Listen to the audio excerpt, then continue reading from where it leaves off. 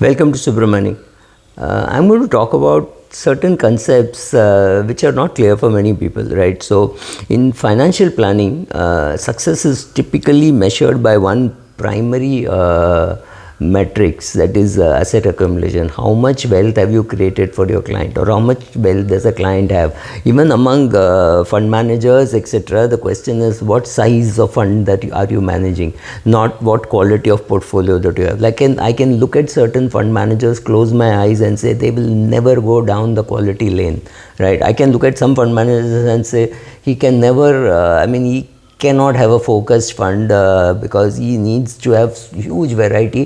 When you have huge variety and a huge number, you have to go down quality lane. So when the only aim of a financial advisor and his client is to create more wealth, what actually happens is the financial advisor is getting a message from you that look, the only thing that I bother about is return so that my wealth can grow. You completely underestimate the importance of understanding risk, and the financial advisor also says, see sir, how much return I've got you in equity funds, etc. He did not get it, the market got it, right? So that's okay, I'm not getting into the nitty-gritty of it, but we always believe that the better the return and retirement savings, assuming that you are smart enough to manage and in the future you will be better off because I'm leaving you with more money at your retirement. This is not true. In retirement, if you don't know how to manage your money, you could be a disaster in managing, because there are people who even today with a nice big salary of 60-70 lakhs take home are not able to manage it for 30 days. How is this person going to manage, say, 10 crores for 30 years, right? So that's a big worry. But if you think money is everything, the paradox is you're defined as a big guy if you have a high net worth. Though I do agree that it is necessary for financial security, that alone does not guarantee a fulfilling life. I think for a fulfilling life, you have to have enough time for yourself. You should be able to sit and meditate or do time pass or watch cricket or whatever, but you have to have time for yourself.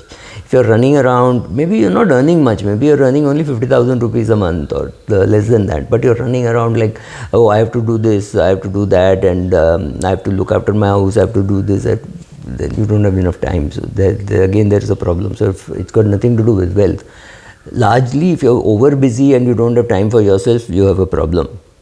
So I'm saying true wealth comprises of having enough time for yourself, enough family love. You have to have a family to have love. What is the point in not even having a family? You don't have wife, your wife has left you, you don't have children, and you're alone. Then what is all this wealth going to do for you? So you have to have family, you have to have love, you have to have friendships. What about classmates from school, college, etc.? Are they in touch with you? If you're 60 years of age and you have all your friends who have been with you for, not all your friends, but some of your friends whom you've known for say 50 years plus, which means you were in second standard, third standard when you met them, and you still have continued the relationship.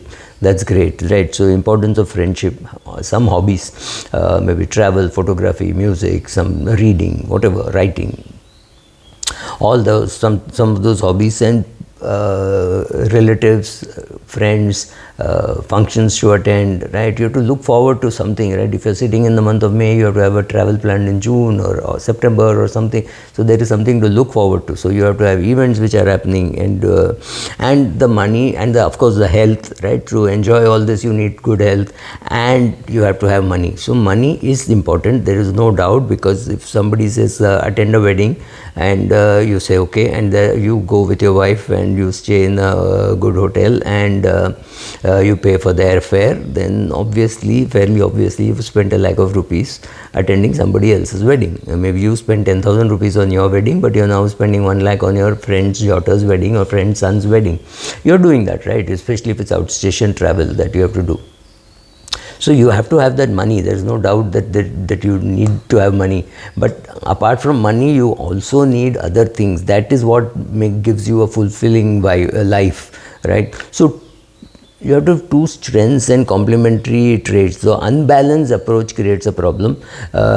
True strengths emerge from balancing complementary traits. So for example, confidence in oneself is valuable, but without openness and reflection and regarding other perspectives, it devotes to dogmatism. So you can do something with life. You can do be a coach. You can talk to people. You can do free coaching. I do free coaching and free mentoring for many people, right? 22-year-old will walk up to me in the gym and say, I'm doing commerce, and should I do CA, should I do MBA? Good question to ask, right? So then there's a long answer. So financial planners must also balance the drive for wealth with an understanding of lifestyle needs to create a truly effective strategy. If you know this person loves cars, loves luxury cars, and he will continue to buy luxury cars in retirement, you have to provide for it, right? There's no point in saying, oh, I've created enough wealth, so he will manage everything. Yes, but if you don't tell him this 1 crore has been set up for all your luxury pursuits, and this 1 crore has been set up for your old age care, right? So maybe from your age of 78 till the age of 83, when you die, you are bedridden and you needed 1.5 2 crores, right? So that has to be a separate provision. It cannot come from just your 30 times your annual expenses. That will not include these luxury items and these kind of I would say last minute or last 4 year kind of expenses. So that's important. So understanding the difference between riches and wealth is understanding the real goal of retirement. So there is something called being rich, there is something called being wealthy, and they are not the same. In reality, the concepts are very different. Being rich, let me just tell you, being rich entails possessing substantial amount of money or assets. Like you have a lot of cash, you have a lot of bank balance, you have a lot of mutual funds, you have a lot of equity, whatever, high net worth, you have a large investment portfolio, and you have significant cash reserve. However, an individual may possess a lot of money but not have real wealth. Real wealth means, again, I'm going back to my old definition, having enough money, having enough time, having enough friends, having enough willingness to go around doing something, being active, having good health, right? All this put together, and the freedom to enjoy life, all this put together is being wealthy. It is not just being rich, it's not just having money. True wealth is about having a nice balance between all of this, not excess of one and nothing of the other, right?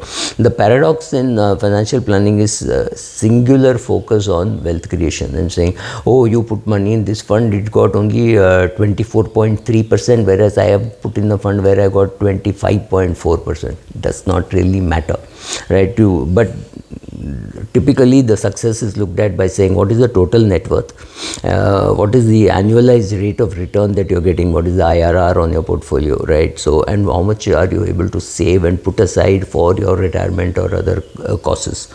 Financial advisors have been measured by portfolio size. So portfolio fund manager managing 27,000 crores is bigger than a fund manager managing 8,000 crores, right? These indicators are important, but they still tell you only part of the story. Financial advisors focus exclusively on these numbers without understanding how clients will use their riches to enhance their wealth. Then you are mistaken. So you need to sit and talk to the client and find that out, right? Confidence must be balanced with curiosity to create true wealth. So what all should you see? You should not see just these financial parameters in a portfolio. You should also see how the person is able to enjoy it, right? For example, whenever a friend of mine takes a bet in equity and that bet does well, he goes, he sells partially, and he takes his wife to a 5-star hotel to eat. Every 5-star hotel in Bombay he has seen. So he says it's very important to do that, because if I don't do that, and she will not know why I am investing. Now here she sees I put $100, it has become $200, so I am happy to take it out and take out partially. It's not that every transaction he'll do that, but he tells his wife, I'm doing these 2-3 transactions. If we make money, we'll go out and eat in a 5-star hotel, right? So that's what they do. They are not big eaters, but they like to go and look at all those fancy places. And like today's couple, when the food comes, they don't eat, they take photographs to put on Insta, right? So Insta is also called IG, by the way. So those who don't know, it's called IG, it's called Insta. So all these put together is check out how the client or the investor is using the money, what is he going to do with the money? Is he accumulating money and not using it at all? Then it doesn't really matter that he should, what return he gets. In such cases, it's important for you to reduce risk, because if the risk is higher and he loses money, he's going to be very upset because he's got no goal for that money. So if he's got 10 crores, he's happy. If it becomes 20, he's happier. If it becomes 40, he's happier, but nothing changes in him, right? So maybe he's not spending more on himself, maybe he's not doing charity, maybe somebody will inherit it, may do it, right? So how do you manage your own perception of what is success and the society's perception of what is success?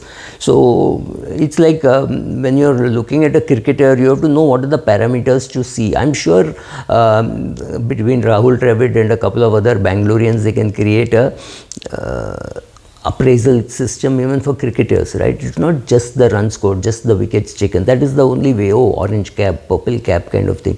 That's not right. It's maybe thousands of other parameters, and all those parameters can be put in towards, right from his attitude. Did he try to stop the ball? Did he try to catch the ball? Is he a good fielder? All those things can be put into the grid and then decision taken. So then what I'm saying is the number of parameters will change. So even in your financial journey, make sure that the only matrix, money is not the only matrix. You also have to have other matrices. Thank you.